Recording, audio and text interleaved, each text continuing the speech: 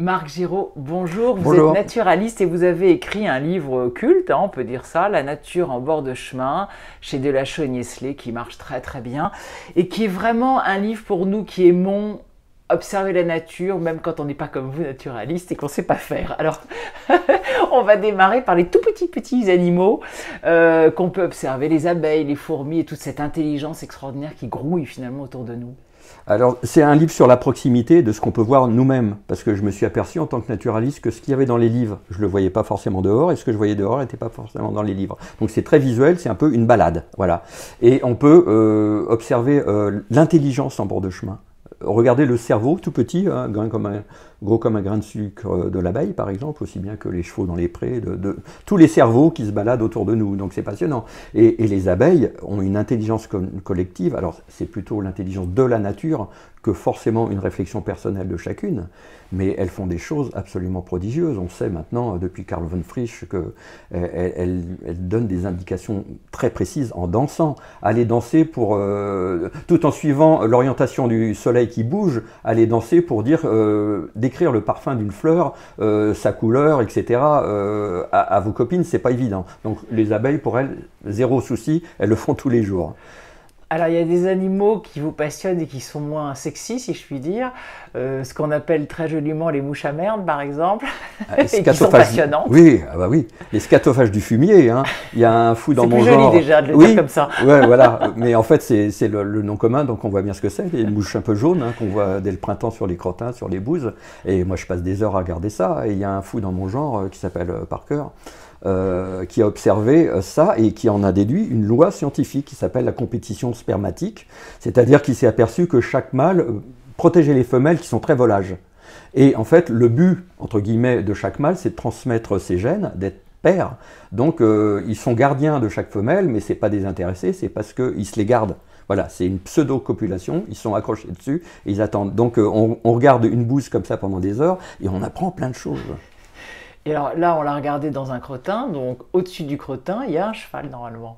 Eh oui, alors on peut passer aussi des heures à regarder les chevaux, leurs interactions évidemment. Vous venez avec une carotte, vous voyez très bien qui est le dominant, qui est le leader, etc. Il y a plein de choses à apprendre, notamment justement, on parle souvent de dominant ou de dominante, il y a aussi des leaders. Le dominant, c'est souvent le plus fort qui impose sa loi, et le leader, chez les vaches, c'est pareil, c'est celui qui est suivi, c'est le charismatique qui est suivi par les autres, et qui n'est pas forcément par un mâle d'ailleurs. Et alors vous expliquez aussi d'ailleurs, puisque là on est avec des herbivores, donc des proies entre guillemets, que quand on joue avec soit une proie, un herbivore, soit avec un carnassier, avec un carnivore si je puis dire, en fait c'est pas du tout la même façon de jouer. C'est intéressant ça. Ben, le jeu c'est pas du tout futile. Hein. Pourquoi l'évolution pendant des millions d'années aurait sélectionné le jeu? C'est parce que c'est un apprentissage social, un apprentissage des codes et un apprentissage de sa nature. Vous lancez un ballon par exemple chez des herbivores, chez des moutons, ils vont fuir, ça va leur faire peur. Vous lancez une baballe à un chien, c'est un substitut de proie, il va courir après, il va l'attraper. Donc déjà, on voit que leur nature est inscrite en eux et qu'ils la peaufinent grâce au jeu. C'est très intéressant le jeu. Ça veut dire qu'on ne peut pas jouer avec des herbivores, mais pas de cette façon-là en tout cas. Alors il faut les habituer. C'est ce qu'on appelle l'habituation. Donc quand ils n'ont plus peur du ballon, ils finissent par jouer aussi. Mais ça, c'est pas instinctif chez eux.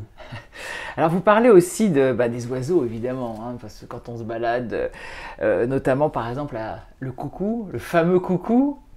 Alors le coucou, son intelligence, elle est beaucoup instinctive. Personne lui a appris à faire coucou puisqu'il n'a jamais vu ses parents. Et la femelle, si on parle de cerveau, elle a le cerveau qui enfle pendant la reproduction. Parce qu'en fait, elle a besoin de repérer une dizaine de nids. Elle ne pond pas qu'un seul œuf, hein, une dizaine.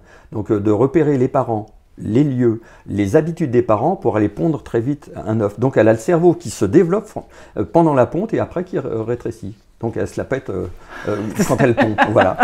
C'est incroyable. En fait, finalement, vous nous parlez de l'intelligence que l'on peut voir, mais ça demande aussi de l'intelligence de notre part, nous, en tant qu'observateurs. Il faut faire comment? Il faut rester statique pendant longtemps pour les voir. C'est pas évident, en fait, surtout à notre époque où on est toujours à courir. C'est pas évident de savoir observer. C'est vrai. C'est vrai, et ça prend la patience et surtout l'altérité. Il faut vraiment se mettre dans le monde de l'autre. Et on a beaucoup de mal à ne pas faire d'anthropomorphisme bête, parce que moi j'ai rien contre, mais des fois c'est bête. bête. On trouve que le dauphin est gentil parce qu'il a un sourire, mais le crocodile aussi, il a un sourire. Donc, il ne faut pas projeter ses idées, dire qu'une araignée est méchante ou des choses comme ça. Voilà, il faut vraiment regarder l'animal pour ce qu'il est. C'est des progrès qu'on est en train de faire, et les scientifiques aussi. Et là, notre intelligence à nous, c'est clair du monde animal. Parce que quand on dit que les animaux sont idiots, c'est souvent l'observateur qui est bête. Hein. C'est pas forcément l'animal. Merci.